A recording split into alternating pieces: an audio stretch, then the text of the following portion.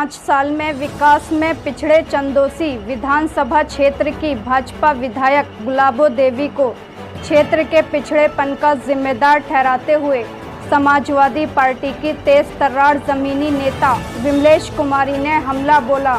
मेरा जिला पर खास बातचीत में उन्होंने भाजपा विधायक के साथ केंद्र और प्रदेश सरकार पर हमला बोला। देखें राहुल कुमार के साथ सपा नेता विमलेश कुमारी के साथ खास बातचीत।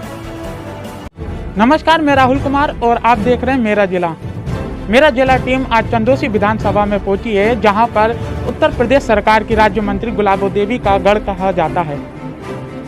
चुनावी दौर में हम ये जानेंगे कि चंदोसी विधानसभा में चुनाव का क्या रुख है, किस ओर रुख जा रहा है चुनाव का। आने वाले जो विधानसभा के चुनाव हैं, तो उसी को लेकर हम चंदोसी विधानसभा से समाजवादी की जो कार्यकर्ता हैं और समाजवादी से चुनाव विमलेश कुमारी जी लड़ेंगे। विमलेश जी, सबसे पहले आपका मेरा जिला टीम में स्वागत है। बहुत बहुत शुक्रिया। अच्छा, ये बताइए कि चंदोसी विधानसभा जो सीट है वो बीजेपी की जो गुलाबो देवी हैं वो यहाँ पर कार्यरत हैं, और जिस तरीके से यहाँ चंदोसी में आप समाजवादी का झंडा दिखाते नजर आते हैं, तो किन मुद्दों के साथ आप चुनाव लड़ेंगे? देखिए, सबसे पहले तो मैं ये कहूँगी कि यहाँ के जो विधायक हैं उस सिरे से लेकर बिल्कुल जनता उनको नका चुकी है, और जिन मुद्दों को लेकर के वो जनता के बीच में गई थी और जो आश्वासन उन्होंने जनता को दिए थे, तो शायद मैं समझती हूँ 1% भी आश्वासन जनता को उन्होंने पूरा नहीं किया।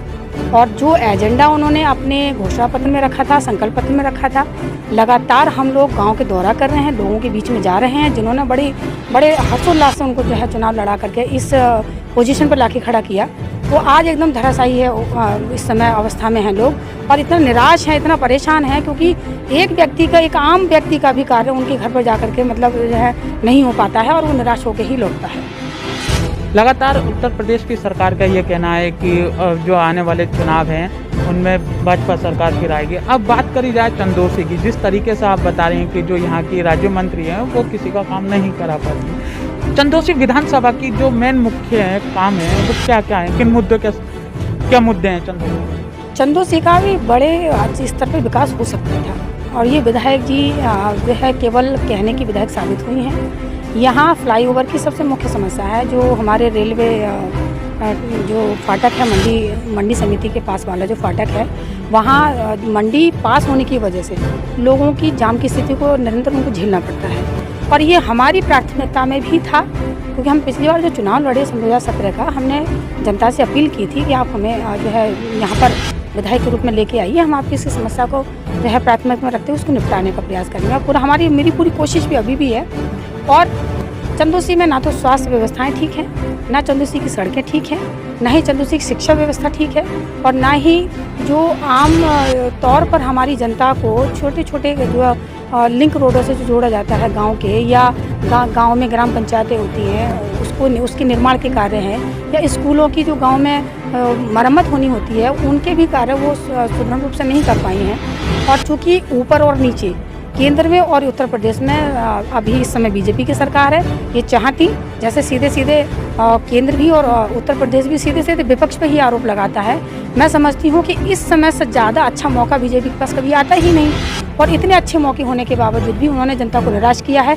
लगातार महंगाई बढ़ाई है, आपने पेट्रोल डीजल के दाम बढ़ा दिए, आपने गैस के दाम बढ़ा दिए, आपने लगातार खाने पीने की चीज़ों के दाम बढ़ा दिए, और जिस तरीके से लोगों के पास में रोज़गार इस समय नहीं है, लोगों को रोज़गार का अभाव, जब रोज़गार नहीं होगा लोगों के पास तो आपकी महंगी वस्तुओं को कहाँ से खरीदे, कहाँ से वो अपने वाहन चलाएंगे। इतने पेट्रोल डीजल इतना आपने महंगा कर दिया है, और ख़ास तौर से किसानों के लिए ये पेट्रोल डीजल तो बिल्कुल मार ही दे रहा है। लगातार आप किसानों के ऊपर कह रहे हैं कि हम आय दोगुनी करेंगे, आप किसानों की आय दोगुनी करेंगे, कहाँ से आप किसानों की आय दोगुनी करेंगे। लगातार आपने बिजली के दाम बढ़ा दिए, किसानों को बिजली के दामों का भुगतान भी जो है ना बढ़ा चढ़ा करके देना पड़ रहा है। सरकार लगातार शुरू से कहती आई थी कि हम बिजली के दाम घटाएंगे, हम पेट्रोल के भी दाम घटाएंगे, हम महंगाई भी कम करेंगे। आप कहाँ सक्सेस हुए हैं? जनता ये अब सोच बैठी है, उसको अपने विकास के कार्य चाहिए। जिस सरकार को वो चुनने का काम करती है जनता, अगर वो कार्य नहीं हो पाते हैं तो जनता आपको तार फेंकने का भी काम करेगी। लगातार समाजवादी के कार्यकर्ता, हमारे साथ कार्यकर्ता जितने भी हमारे साथ में कांग्रेस छोड़ करके हमारे लोग ज्वाइन किए हैं, सभी लोग तन्मयता के साथ में लगातार हम लोग सभाएं कर रहे हैं और समाजवादी का प्रचार कर रहे हैं, समाजवादी की उपलब्धियों का प्रचार कर रहे हैं। जिस तरीके से समाजवादी सरकार में हमारी समाजवादी पेंशन मिलती थी। 100 नंबर की गाड़ी चलाई गई, 108 गाड़ी चलाई, जो कि आज जंग लग रही है इस सरकार में। उन एम्बुलेंस का क्या काम है? हमारे देहात क्षेत्र में अगर कोई व्यक्ति बीमार पड़ता था तो एक कॉल पर 108 हमारी सेवाएं उनको मिलती थी। उसको जो सुविधाएं डॉक्टर आपको अस्पताल में देता था वो गाड़ी के अंदर ही आपको मिलती थी। वो सेवाएं आपने बंद कर दी। हमारी महिलाओं की 60 साल 108 एम्बुलेंस जो आप बता रहे हैं, तो उनके कुछ कर्मचारी भी अभी धरने पर बैठे थे, पिछले दिनों पर देखा गया था। सैलरी उनको टाइम से नहीं मिल पाती थी। इस पर क्या कहें? देखिए, ये तो प्रत्येक विभाग, चाहे आप स्वास्थ्य विभाग ले लीजिए, रेलवे ले लीजिए, शिक्षा का डिपार्टमेंट ले लीजिए, पीडब्ल्यूडी ले लीजिए, इनका जो उद्देश्य है वो सबका प्राइवेटीकरण करके लोगों के आरक्षण को भी खत्म करने का विचार है और लोगों की जॉब छीनने का विचार है। जो लोग इस समय सरकारी कर्मचारी हैं, आज वो भी इतनी बुरी हालत में है कि उनकी मानसिक स्थिति ठीक नहीं है और उन लोगों को लग रहा है कि सरकार जैसे ही प्राइवेट सेक्टर में सब संस्था को ले आती है, गवर्नमेंट संस्था को ले आती है, वो तब हम एकदम सीधे सीधे अपनी नौकरी से हाथ धो बैठेंगे। और अभी इन्होंने जो अभी हाल फिलहाल में इन्होंने किया है कि जो शिक्षा मित्रों को इन्होंने बिल्कुल जो है ख़त्म कर दिया, जो कि पहले वो कुछ मानदेय के स्तर पर वो लगे हुए थे। तो मैं समझती हूँ कि अखिलेश सरकार ने जितना शिक्षाओं के क्षेत्र में काम किया, जितना स्वास्थ्य के क्षेत्र में काम किया, जितना जो है यातायात के संसाधनों के क्षेत्र में काम किया, मैं समझती हूँ ये सरकार सिरे से बिल्कुल एकदम बेकार साबित हुई है। इसमें केवल हिंदू और मुस्लिम के नाम पर अपनी राजनीतिक रोटियां सेकी हैं। इसके अलावा इनको कोई कार्य नहीं करना आता और अभी भी ये इतने विश्वास के साथ कहते हैं कि हमें जनता को विकास नहीं चाहिए, जनता 6 महीने बाद भूल जाती है। तो मैं ये कहना चाहती हूँ, अब जनता वो वाली जनता नहीं रही।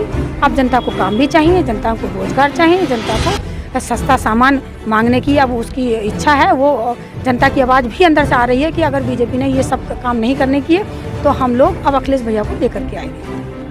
अखिलेश भैया की आपने बात की है, तो आने वाले चुनाव में हम ये देख रहे हैं कि अभी से ही कांग्रेस ने 300 यूनिट बिल फ्री का बैनर लगाने स्टार्ट कर दिए। क्या ये सत्य है कि 300 यूनिट बिजली फ्री मिलेगी? अभी अखिलेश भैया जी ने शायद मैं समझती समाजवादी पार्टी 300 पर यूनिट बिजली आप जो है जनता को फ्री देगी और ये वादा कोई कच्चा वादा नहीं है। अखिलेश भैया जो कहते हैं, जनता से जो वादा करते हैं वो पूरा करते हैं। और उनके विगत कार्यकाल का भी अगर आप कोई भी एजेंडा उठा के देखेंगे, कोई भी योजना का एजेंडा उठा के देखेंगे, एक भी एजेंडा ऐसा नहीं था जो उन्होंने पूरा नहीं किया हो।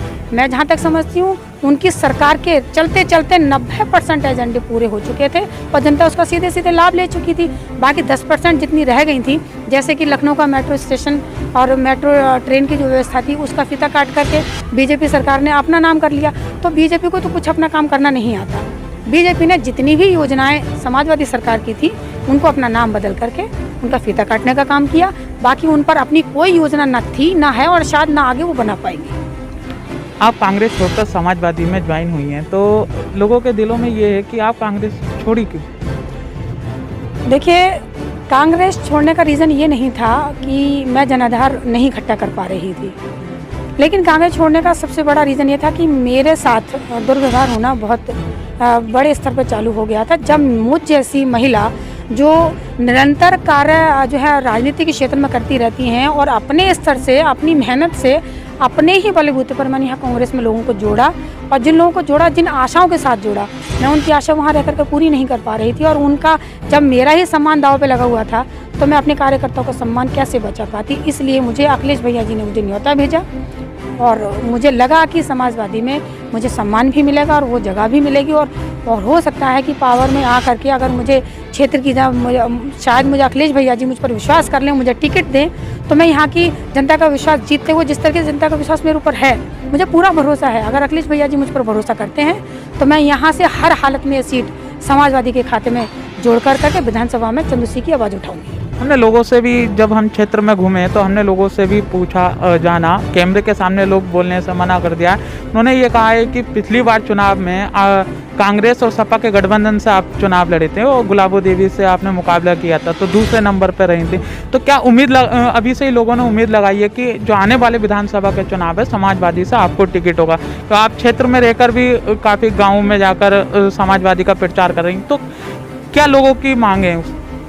देखिए, लोगों का भरपूर प्यार मिल रहा है और मैं जहाँ तक समझती हूँ कि मैंने अब तक 75% चंदोसी का ग्रामीण इलाका मैं कवर कर चुकी हूँ, जिसमें विभिन्न जातियों के लोग, ठाकुर, शर्मा, कुशवाहा, मौर्य, जाटव और ख़ास तौर से मेरा ज़्यादातर जो मेरा मूवमेंट है वो बीसी और एससी बिरादरी पर ज़्यादा है। और उन लोगों को ये फोकस मैं करा रही हूँ कि जिस तरीके से बीजेपी ने आपको बहकाने का काम किया और आपका वोट लेने का काम किया, सीधे सीधे वो आपके भविष्य पर वार कर रहे हैं। और भविष्य पर वार होने का मतलब है कि आपकी ज़िंदगी खतरे में हो जाना। और उन लोगों का सिर्फ एक ही कहना है, प्यार तो मुझे पहले से ही जनता का बहुत मिला है। अगर समय कम ना होता तो शायद पिछली बार मेरी स्थिति अच्छी होती और मैं जीत भी जाती। और जिस तरीके का मोदी जी ने बिल्कुल निचले स्तर पर चुनाव उतर के लड़ाया और लोगों को अंदर हिंदू की भावना ज़्यादा भर दी, लेकिन अब समझ रहे हैं कि हम केवल हिंदू की भावना से अपने बच्चों का पालन पोषण नहीं कर सकते। हमें विकास भी चाहिए, हमें अपने बीच में अपने बच्चों की शिक्षा दिलाने के लिए अच्छी सुविधाएं भी चाहिए, और जो सरकार से जो आरक्षण मिलता है हमें वो भी चाहिए। क्योंकि या तो समानता का दायरा हमें दे दीजिए, अन्यथा आरक्षण खत्म मत कीजिए। तो हमें हमारी आरक्षण लेना हमारी मजबूरी है। तो इसलिए मैं कह रही हूँ कि जनता अंदर मन बनाए बैठी है। हो सकता है कि वो लोग अपने आप को इसलिए दबाए बैठे हैं, इस समय खुल के ज़्यादा लोग नहीं आ पा रहे हैं, लेकिन सहमति हमें प्रदान कर रहे हैं। उनका कहना है कि अगर हमने आपके साथ खुल करके 4 लोगों के बीच में जाकर के बैठना चालू कर दिया तो ये गुलाबो देवी जी हमारे यहाँ की जो मंत्री हैं वो हम पर मुकदमा ठोक देंगे, सरकार के लोग हम पर मुकदमा ठोक देंगे, पुलिस हमारे घर आएगी, तमाम तरीके की हमारे साथ में दिक्कतें होंगी, कोई ना कोई मुकदमा हमें फांस दिया जाएगा। तो ये जो लोगों में बीच में संदेश गया हुआ, ये गलत संदेश नहीं है। लोगों के साथ में अभी भी जो लोग हमारे साथ घूम रहे हैं, जो लोग समाजवादी का साथ दे रहे हैं, समाजवादी के झंडे को उठा के चल रहे हैं, उनके साथ अत्याचार भी हो रहा है, अन्याय भी हो रहा है, पुलिस से उनके साथ में दुर्व्यवहार भी हो रहा है और लगातार ऐसे ऐसे केसों में फंसाया जा रहा है जो उसमें इन्वॉल्व ही नहीं है। ये सब घटनाएं हमारे लोगों के साथ हो रही हैं। आने वाले विधानसभा में क्या लगता है कौन जीतेगा? उत्तर प्रदेश सरकार में कौन विजयी रहेगा? देखिए, ये तो बिल्कुल सर्वविदित है कि अखिलेश भैया इस बार उस कुर्सी को संभाल रहे हैं और इस जनता का नेतृत्व कर रहे हैं। और मैं पूरे विश्वास के साथ कह रही हूँ कि अखिलेश भैया जी को मजदूर, किसान, महिलाएं और युवा सब दिल से लड़ाएंगे, क्योंकि मजदूरों को भी अपना काम सम्मान से चाहिए, युवाओं को, जो पढ़े लिखे युवा हैं उन्हें अपने शिक्षा के साथ साथ उन्हें जॉब चाहिए, जो महिलाएं हैं उन्हें अपने क्षेत्र में सम्मान के साथ साथ उन्हें सुरक्षा चाहिए, और जो किसान हैं उन्हें अपने आय दोगुनी करने के लिए अखिलेश भैया जी के अलावा दूसरा व्यक्ति कोई नेतृत्व ही नहीं है ऐसा जो उन्हें आय उनकी दोगुनी कर सके या उनका सम्मान दे सके, या उनके जो कृषि से संबंधित मंडियों में दाम है और जो आपके MSP है वो अखिलेश भैया से ज़्यादा अच्छा किसानों को कोई नहीं दे सकता। इसलिए मैं समझती हूँ कि किसान, मजदूर, युवा और महिलाएं सब मिलकर के अखिलेश भैया का साथ देंगे, अखिलेश भैया को वो कुर्सी सौंपते हुए। और मुझे पूरा ये भी भरोसा है, अखिलेश भैया मेरे ऊपर विश्वास जता रहे हैं, चंदौसी से हर हालत में ये सीट समाजवादी के खाते में जाएगी। ये थी बिमलेश कुमारी, जिन्होंने बताया कि उत्तर प्रदेश की जो राज्य मंत्री गुलाबो देवी हैं, उनसे जो विकास की उम्मीद चंदौसी की जनता ने लगाया था वो पूरा नहीं हो पाया है। इसलिए जो पिछले चुनावों में बिमलेश कुमारी दूसरे नंबर पर रही थी, अब की बार समाजवादी से चुनाव का रुख कर रही हैं और उन्हें उम्मीद है कि अखिलेश यादव उनको टिकट देकर चंदौसी विधानसभा से उतारेंगे और विजयी होकर वो चंदौसी की जो उम्मीदें हैं, जनता की उम्मीद हैं, वो पूरा कर पाएंगी। संभल से मेरा जिला के लिए राहुल कुमार।